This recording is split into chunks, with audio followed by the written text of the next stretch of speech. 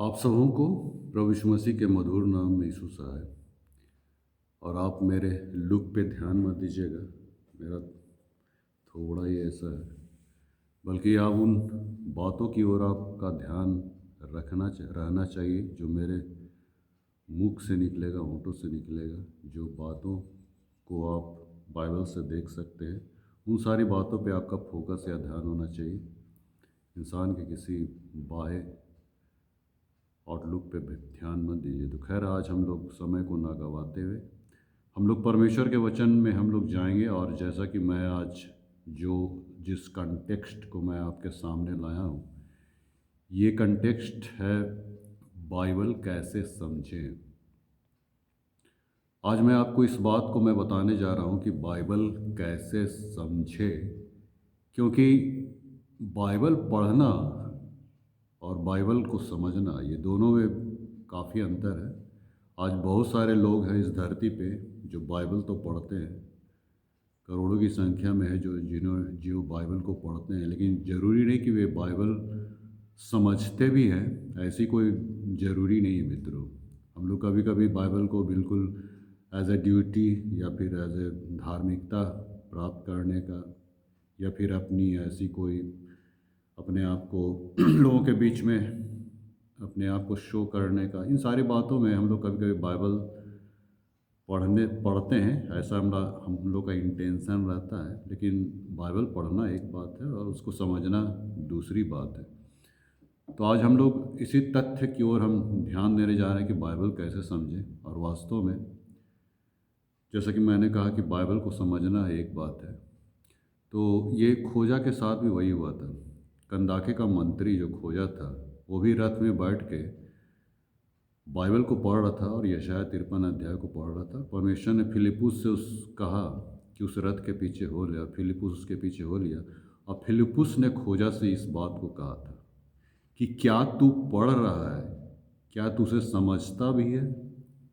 जी हाँ मित्र, मैं कहा ना कि पढ़ना एक बात है, समझना एक बात है। फिलिप्पुस ने इस बात को पूछा, लेकिन खोजा ने क्या कहा, जब तक कोई मुझे ना समझाए तो मैं कैसे समझूंगा।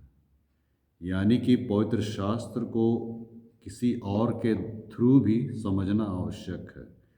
जरूरी नहीं कि हम अपने मानवीय बुद्धि या शक्ति से हम लोग समझ जाएं, ऐसी बात नहीं है। लेकिन किसी के दूसरे के माने जो परमेश्वर के सच्चे दास होते हैं, जो उद्धार प्राप्त व्यक्ति, जो नए जन्म प्राप्त व्यक्ति हैं, वे ही बाइबल को सही रूप से आपके बीच में व्याख्या कर सकते हैं, उसको समझा सकते हैं। जैसे फिलिप्पुस के अंदर परमेश्वर की आत्मा थी, इसीलिए वो समझा पा रहा था। और वो था यशायाह 53 अध्याय को पढ़ रहा था, और तब फिलिप्पुस ने उसको सारा कुछ को समझाया। ये फिर प्रेरितों का 8वें अध्याय में है। दूसरा एक जगह और भी है, आप अपुल्लोस को आप जानिएगा। ये सिकंदरिया का एक यहूदी विद्वान था, और बाइबल ये कहती है अपुल्लोस भी पवित्र शास्त्र को अच्छी रीति से जानता था। बाइबल ये कह रही है वो नहीं जानता था, ऐसी बात नहीं है। ये आपको प्रेरितों का 18 अध्याय के 24 पद से आगे मिलेगा। वो नहीं जानता था, इस बात में बाइबल नहीं कह रही, वो जानता था। लेकिन बाइबल वहाँ पे ये बताती है कि प्रिस्किल्ला अक्विला ने उसको और भी अच्छी रीति से समझाया। जी हाँ मित्रों, पवित्र शास्त्र को जानता था, पढ़ता था, जानता था, लेकिन और भी अच्छी रीति से उसको समझाया प्रिस्किल्ला अक्विला। इसका मतलब है कि वचन को पूरी रीति से जान पाना किसी भी इंसान के वश की बात नहीं है। क्यों ऐसा मैं कह रहा हूँ? इसलिए कि पवित्र शास्त्र जो है ये परमेश्वर की प्रेरणा से रचा गया है, किसी इंसान ने नहीं लिखा है। ऊपरी तौर पे हम देख सकते हैं कि इसके लेखक इंसान थे, क्योंकि फिजिकली वे में मतलब उनको तो लिखना था, तो इंसान को ही ना प्रयोग करता। तो 40 लेखकों ने इसको लिखा, नबियों ने, चेलों ने, लगभग 40 लेखकों ने पूरी बाइबल को लिखा। लेकिन इसका असली लेखक जो था, इसको जो प्रेरणा जो दिया चेलों के ऊपर में, ये था पवित्र आत्मा। ये आपको दूसरा तीमुथियुस 3:16 में लिखता है कि हर एक पवित्र शास्त्र परमेश्वर की प्रेरणा से, यानी पवित्र आत्मा से ही रचा गया। पवित्र आत्मा ने उनको अभिषेक किया, उनको प्रेरणा दी, प्रकाशन दी, जिसके चलते चेले लोग लिख पाए। मतलब इसका असली हकदार जो है, लेखक जो था, वो पवित्र आत्मा था। तो जब पवित्र शास्त्र पवित्र आत्मा की प्रेरणा से रचा गया है, तो इसे समझना भी हमें पवित्र आत्मा के द्वारा ही संभव है मित्रों। इसे कभी भी हम मानवीय ज्ञान या आधार पे हम लोग नहीं समझ पाएंगे। अगर समझ ही जाते तो क्या निकोदेमुस क्या वो कम पढ़ा लिखा था? धर्मशास्त्री था, प्रकांड विद्वान था, स्कॉलर्स था, बावजूद इसके वो नया जन्म को नहीं समझ पा रहा था। मैं ऐसा क्यों कह रहा? इसलिए यीशु मसीह ने मत्ती 11:25 में वो क्या बोला है कि हे पिता, मैं तेरा धन्यवाद करता हूँ कि तूने बहुत सारी भेद की बातों और रहस्यों को तूने ज्ञानियों और बुद्धिमानों से छिपा रखा, लेकिन बालकों पर प्रकट किया। बालक मतलब एज में बालक नहीं, हो सकते हैं एज में भी, लेकिन बालकों कहने का मतलब है कि जो अनपढ़ है, गंवार है, जो कम पढ़े लिखे हैं, जिनको उतना बुद्धि ज्ञान नहीं है, उन पर परमेश्वर अपना प्रकाशन प्रकट कर दिया। लेकिन जितने भी स्कॉलर्स हैं, ज्ञानी विद्वान, जैसे निकोदेमुस, ऐसे ज्ञानी विद्वान लोगों को भी मैंने परमेश्वर अपना प्रकाशन नहीं दिया, वो लोग भी नहीं समझ पाए मित्रों। इसीलिए चेले लोग एक बार पूछे थे यीशु मसीह से कि ये क्या बात है भाई कि आप दूसरे, हम लोग को तो मैंने डायरेक्टली आप बतलाते हैं, लेकिन दूसरों के साथ आप पैराबल से बात करते हैं, दृष्टांतों के माध्यम से उसको बताते हैं। तो यीशु मसीह ने क्या कहा था कि तुम्हें परमेश्वर के वे राज के भेदों की समझ दी गई है, लेकिन उनको नहीं दी गई है। इसीलिए मैं पैराबल से, दृष्टांत के माध्यम से या उदाहरण या उपमा के माध्यम से मैं बताता हूँ। तो कहने का ये मतलब मित्रों कि हम पवित्र शास्त्र को तब तक नहीं समझ पाएंगे जब तक कि हम परमेश्वर का प्रकाशन हमारे अंदर या पवित्र आत्मा की छाप हमारे अंदर ना हो। इसी को तो यिर्मयाह 33:3 में कहा है ना, यिर्मयाह, कि तू मुझसे प्रार्थना कर और मैं तेरी सुनकर तुझे बड़ी बड़ी और कठिन बातें बताऊंगा जिन्हें तू अभी नहीं समझता। तू मुझसे प्रार्थना कर। मैंने पवित्र शास्त्र पढ़ने के लिए सबसे पहले हमें प्रार्थना करनी होगी, परमेश्वर से प्रेरणा मांगना पड़ेगा, तभी हम लोग इसको समझ पाएंगे मित्रों। अन्यथा मानवीय क्षमता या बुद्धि के आधार पर हम इस गहराई को, हम इस तथ्य को, हम किसी भी चीज़ को हम समझ नहीं पाएंगे मित्रों। मानवीय प्रयास से तो संभव नहीं है। मानवीय क्षमता, मानवीय कैपेबिलिटी, ये सब सारी बातों से हम समझ नहीं पाएंगे। इसीलिए मित्रों, जैसा कि यिर्मयाह में लिखा कि तुम मुझसे प्रार्थना कर, परमेश्वर बोला। तो आइए हम इसमें जाने से पहले हम लोग प्रार्थना करेंगे। अपने सर को झुकाएं, परमेश्वर से हम लोग प्रेरणा मांगें। प्रभु जी, हम तेरे वचन की गहराई में जा रहे हैं। जो भी तू अपनी बातों को प्रकट करना चाहता है, हमारे मन अंतःकरण को खोल, अपनी आत्मा को दे प्रभु, ताकि वचन को हम तेरे संदर्भ में, हम सही रूप में हम समझ पाएँ। यीशु के नाम में आमीन। सो मित्रों, मैं जैसा कि कह रहा था कि हम लोगों को प्रार्थना के द्वारा ही वचन को आरंभ करना चाहिए, ताकि हम उसको हम सही रूप से हम समझ पाएँ, समझ जाएँ। और मैं आपको यहाँ पे जो मैं बताने जा रहा हूँ, बाइबल कैसे समझे, तो मैं कुछ तकनीकियों को आपके बीच में मैं रखना चाह रहा हूँ। तकनीकों, कुछ टेक्निक्स या कुछ टिप्स मैं आपको देना चाहता हूँ। ये लगभग 7-8 टिप्स हैं जो मैं आपके बीच में रखता हूँ। तो ये टिप्स या टेक्निक्स के माध्यम से आप बाइबल को सही रूप से आप समझ पाइएगा, या फिर इसको आप प्रयोग में आप ला सकते हैं। अदरवाइज़ आप मतलब गलतफहमी के शिकार होने की संभावना बनी रहती है। इसीलिए मैं आपको कुछ टेक्निक्स बताना चाहता हूँ। इसको आप कैसे, इसको आप समझिएगा, कैसे आप इसको अचीव कर पाइएगा, इसको मैं बताने जा रहा हूँ। और ये मैं 2 खंड में बताऊँगा, 2 पार्ट में बताऊँगा, 2 भाग में बताऊँगा। तो आज पहले भाग को आज हम लोग ले रहे हैं, फर्स्ट पार्ट। तो मैं कुछ बिंदुओं को मैं आपके बीच में रखना चाह रहा हूँ। पहला बिंदु है, पहला पॉइंट्स है, पूरा पढ़ें, क्रमबद्ध पढ़ें मित्रों। जब भी आप परमेश्वर के वचन को पढ़ते हैं, पवित्र शास्त्र को पढ़ते हैं, तो इधर उधर से ना पढ़ें मित्रों। इधर उधर से पढ़ने से मतलब आप माने गलतफहमी के शिकार हो सकते हैं। अब जैसे एक व्यक्ति था, एक सज्जन था, वो भाई साहब हमेशा ऑफिस जाने से पहले बाइबल को खोलते थे और जहाँ निकल जाए वहाँ से वो पढ़ के वो ऑफिस चले जाते थे। तो उनका ये पढ़ना एक दिन, मतलब मैं बता रहा हूँ, ये कहानी है, हालांकि वे इस रूप में पढ़ते थे, तो जहाँ भी खुल जाए। तो एक दिन उन्होंने वचन को खोला, और वचन खुलते साथ उनका ध्यान एक पदस्थल पे जा टिका जहाँ पे लिखा था लेने से देना धन्य है। वो तुरंत बाइबल को बंद कर दी। ये देने की बात कर रहा भाई, ये मेरे लिए नहीं है वचन। फिर उसने दूसरी बार फिर से उन्होंने बाइबल को ऐसे खोलना आरंभ किया और उनका ध्यान उसका जो नज़र था वो ऐसे पदस्थल पे जा टिका जहाँ पे लिखा था कि कोई एक गाल पे थप्पड़ मारे तो दूसरा भी फेर दो। उसका फिर उन्होंने बाइबल बंद कर दी। फिर तीसरी बार डरते डरते उन्होंने फिर से बाइबल खोली तो उनका नज़र उस पदस्थल पे जा टिका जहाँ पे लिखा था यहूदा इस्करियोती ने जाके अपने आप को फांसी लगा। फिर उन्होंने बंद कर दिया फटाक से। तो क्यों भाई? आप उसी वचन के कायल हो जो आपके फेवर में बात करती है, बाकी वचन तो दूसरों के लिए। तो ऐसा पढ़ना हमारे लिए सही नहीं होगा, हम कभी समझ भी नहीं पाएंगे, सही भी नहीं होगा। पूरा पढ़ें या क्रमबद्ध पढ़ें। मैं ये क्यों कह रहा हूँ कि जब भी आप किसी पाठ को लेते हैं, माने किसी किताब पुस्तक को लेते हैं, चूँकि बाइबल 66 पुस्तकों का संग्रह है। अब 66 पुस्तक में किसी भी पुस्तक को आपने ली, चाहे समाचार से, पत्री से, चाहे पुराण नियम से, तो आप जहाँ पढ़ रहे हैं, एक पैसेज पढ़ा आपने या फिर एक चैप्टर पढ़ा एक दिन, तो दूसरे दिन वहीं से शुरू कीजिए जहाँ पे आपने ख़त्म किया था। इधर उधर से पढ़ने से आपको समझ में नहीं आएगा मित्रों, फिर आपको गच्चा खाने की संभावना बनेगी। अब जैसा कि मैंने कहा कि जितने भी टिप्स मैं दूंगा एक उदाहरण के साथ मैं समझाऊंगा। मैं यहाँ पे एक उदाहरण देना चाहता हूँ कि देखिए कैसे गलतफहमी के शिकार हो सकते हैं।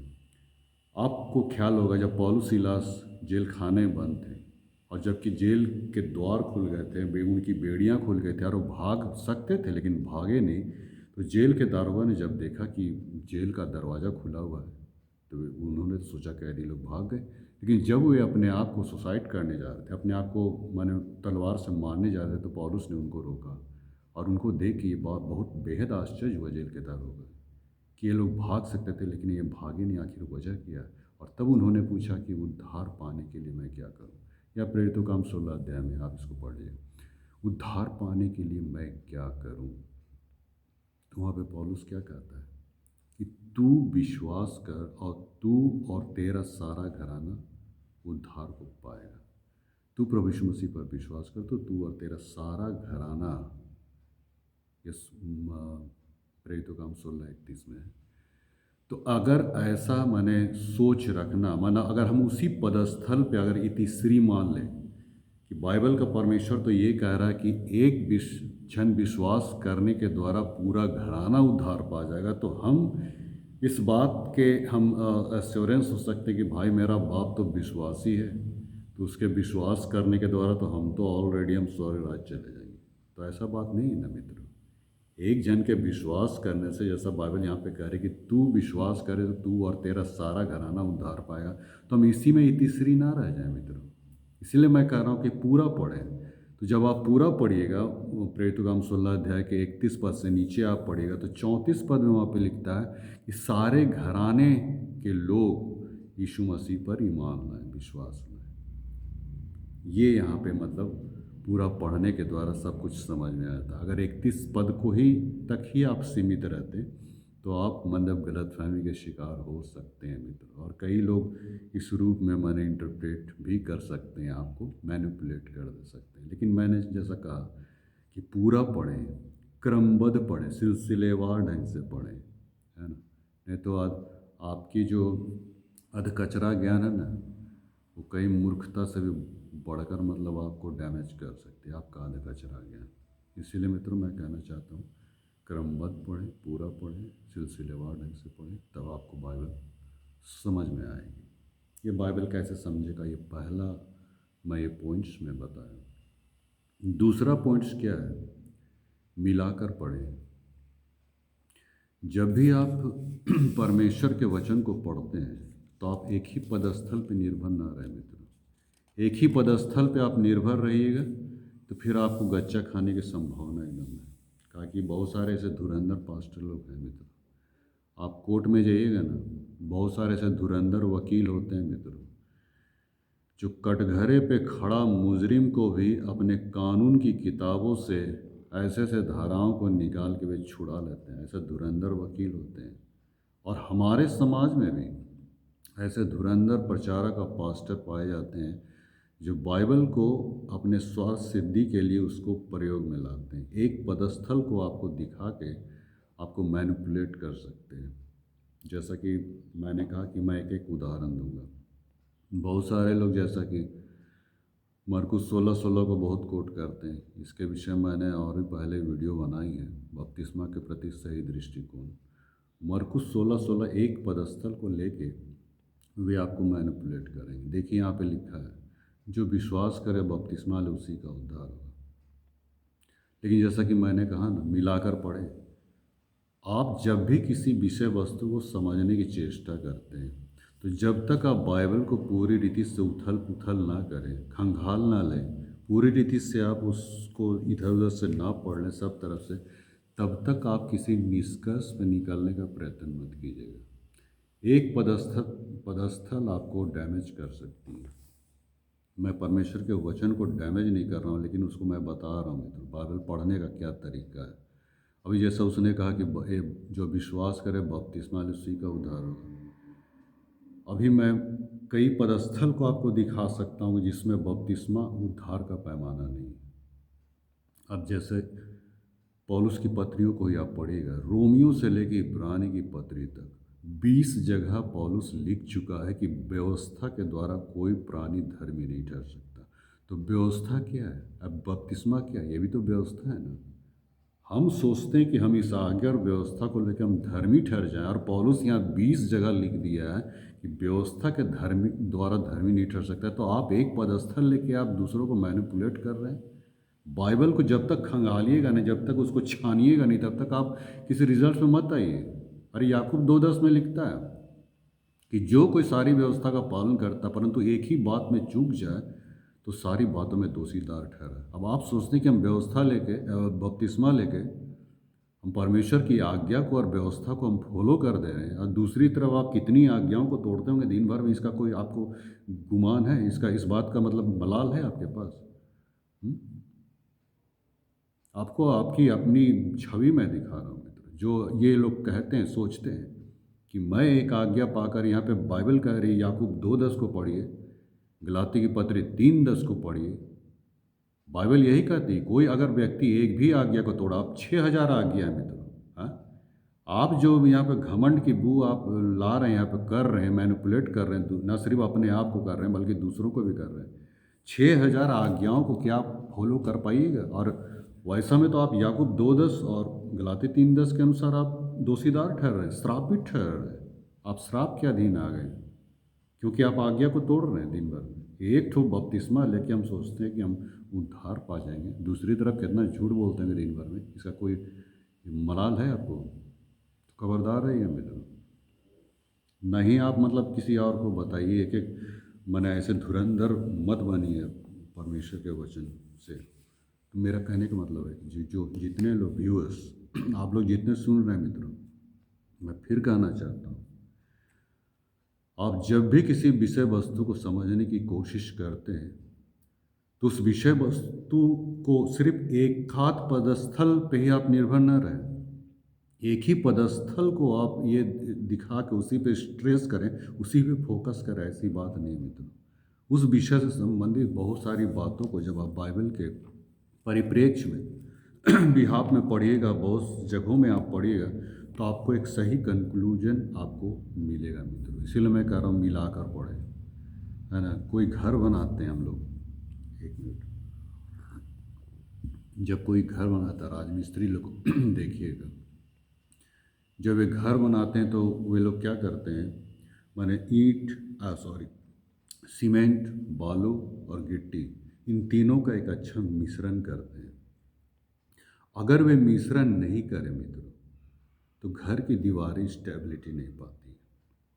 कहने का क्या मतलब, हम लोग भी परमेश्वर के वचन को चारों तरफ से उसको मिश्रण ना करें, उसको ना मिलाएं, उसको ना एक माने पूरा खंगाले, मंथन जब तक हम ना करें तब तक हमारा देह भी स्टेबिलिटी नहीं पाएगा।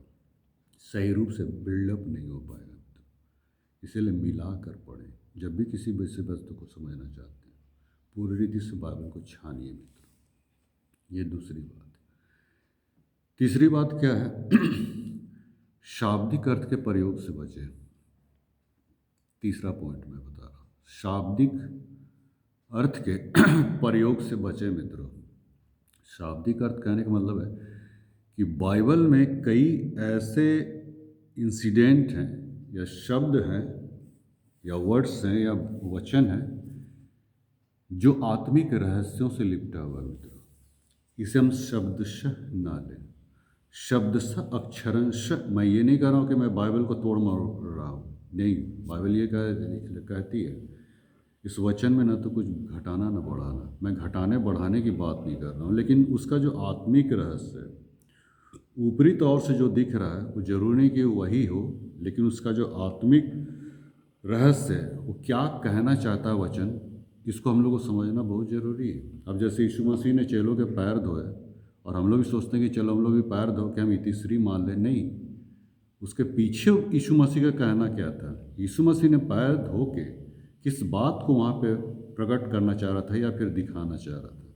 एक्चुअली उसका पैर धोना नम्रता और दीनता को प्रकट कर रहा था वहाँ पे। जी हाँ, इंसान के जीवन में किस रूप में नम्रता और दीनता है, इसी बात को वहाँ पे एक्शन में यीशु मसीह अपने आप को बताया।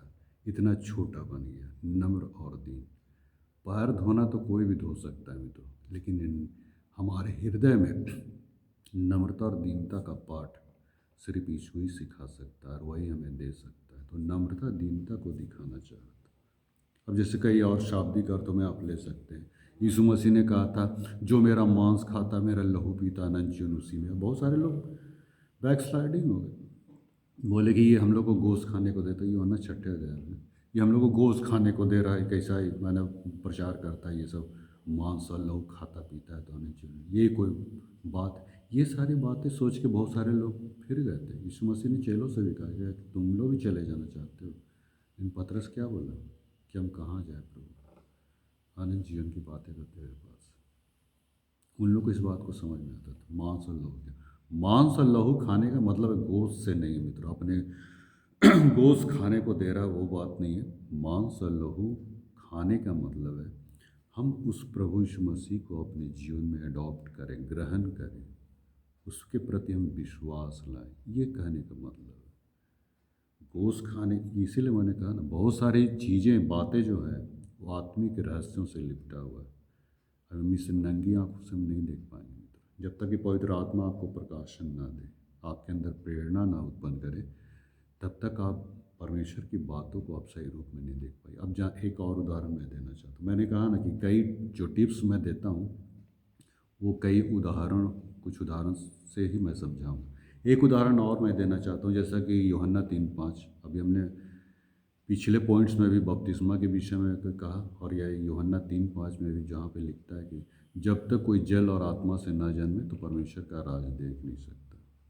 तो यहाँ पे बहुत सारे लोग जल को शाब्दिक अर्थों में ले लेते हैं। वही H2O, हाइड्रोजन ऑक्सीजन का जो सम्मिश्रण है ना, जिसको हम लोग खाते पीते हैं, जिसको नहाते हैं धोते हैं कपड़ा, उसी को, जल को, मैंने बहुत सारे लोग इस जल को शाब्दिक अर्थों में लेते हैं। शाब्दिक अर्थ मत लीजिए मित्रों, मैंने कहा ना आत्मिक अर्थ है इसके बहुत। ये जल को वचन से कंपेयर किया गया है। आप EPC 5:26 को पढ़िए, लिखता है कि वचन के द्वारा जल के स्नान से उसने हमें शुद्ध कराया। यूहन्ना 7:38 को पढ़िए, वहाँ पे लिखता है कि जो मुझ पर विश्वास करता है उसके अंदर जल की नदियाँ बह निकलेगी। तो जल को वचन से कंपेयर कर रहा है परमेश्वर। शाब्दिक अर्थों में बपतिस्मा लेने से नहीं ले, इसीलिए तो हम लोग गच्चा खाते हैं मित्रों। इसी चीज़ को तो सामरी स्त्री भी नहीं समझ पाई। जब यीशु मसीह उसको बोला मैं तुम्हें वो जीवन का जल दूंगा, तो वो क्या कहते हैं यूहन्ना 4:11 में कि तेरे पास तो रस्सी बाल्टी भी नहीं है और ऊपर से कुआं गहरा है, तो तू कैसे पानी हमको पिलाएगा? लो, तो वो भी इस बात को नहीं समझ पाए कि किस जल के विषय में कह रहा है। लेकिन जब उसके अंदर में, जब वो अपने वचन को, अपनी आत्मा को डाला ना, तो उसके अंदर एक सोता बन के फूट निकला, और न सिर्फ उससे अपना प्यास बुझाई बल्कि कई गांव वाले सब उनके बातों को मैंने करने के द्वारा वो यीशु के पास आए। एक गांव के गांव बचाया गया मित्रों, एक सोता से सारे गांव वाले प्यास बुझावे। कहने का क्या मतलब है, ये जल शाब्दिक अर्थ में आप ना लें, ये परमेश्वर का वचन है। आत्मा जो इंसान के अंदर में काम करता है, एक सोता बन जाता है, एक फाउंटेन बन जाता है। तो ये है मित्रों शाब्दिक, लिटरली आप किसी बात को ना लें। और इसी को दूसरा पत्रस 3 अध्याय के 16-17 पद में कहा है कि बहुत सारे ऐसे चंचल लोग हैं, अनपढ़ लोग हैं, चंचल लोग हैं जो इन पवित्र शास्त्र को तोड़ मरोड़ के समझते हैं, पेश करते हैं, जानते हैं, सीखते हैं। तो थोड़ा सा इस बात पे थोड़ा सा आप ध्यान दीजिए कि आप उसको शाब्दिक अर्थों में ना लें। तो ये है मित्रों, ये 3 पॉइंट्स जो मैंने बताया। 4 पॉइंट्स अभी और बाकी हैं, लेकिन चूँकि काफ़ी ये लंबा जाता है, इसलिए मैं यहीं पे मैं अंत कर रहा हूँ। और आप दूसरे भाग को, इसके दूसरे भाग को आप सुनना ना भूलें मित्रों। 4 पॉइंट्स और है कि हम बाइबल कैसे समझें, इस पर मैं प्रकाशन दूसरे पार्ट में मैं दूंगा। तो आज मैं यहीं पे रुक जा रहा हूँ। परमेश्वर आप सबों को समझ की आत्मा दे, ताकि आप बाइबल को एक सही परिप्रेक्ष्य में आप समझ सकें। यही आपसे मैं गुजारिश करता हूँ, परमेश्वर को प्रार्थना करता हूँ। परमेश्वर आप सबको बहुत आशीष